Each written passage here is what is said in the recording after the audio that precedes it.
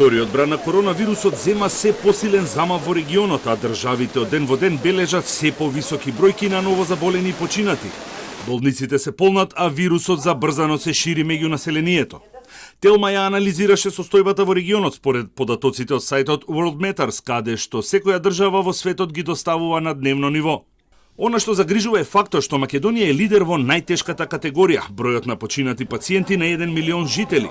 Иако нашата држава нема најголем број на жртви, статистиката покажува дека во Македонија има 199 починати од коронавирус на 1 милион жители. Потоа доаѓа Босна и Херцеговина со 75 жртви и Словенија со 54 починати. Србија, каде што според официјалните податоци досега починаа 461 пациент, го има просекот од 53 жртви на 1 милион жители.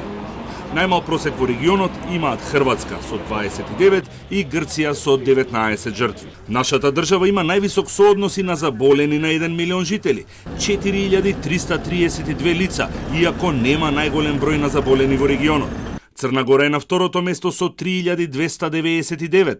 Босна и Херцеговина има 2448 заболени на 1 милион, а Србија, која има најголем број на регистрирани случаи, е на четвртото место со 2347 заболени.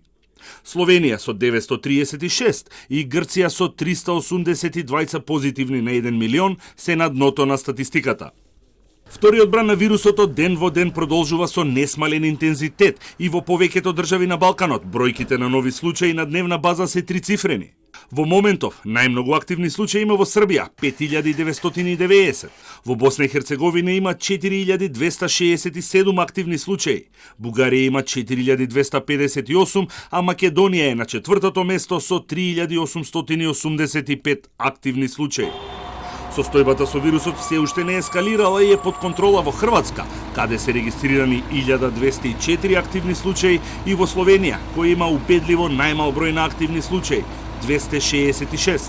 Во последните 10 дена во Македонија се регистрирани 1697 нови случаи, а 60 пациенти ја загубија битката со вирусот. Само еднаш во изминатите 10 дена бројката падна под 100, а вчера беше досега највисоката од почетокот на епидемијата – 241 заболен. Според микробиологот доктор Никола Пановски, поради недостатокот на анализа од надлежните, ситуацијата не е јасна, а разлабавувањето на мерките, пасивноста и отсуството на казнување придонесуваат бројките да не паѓа.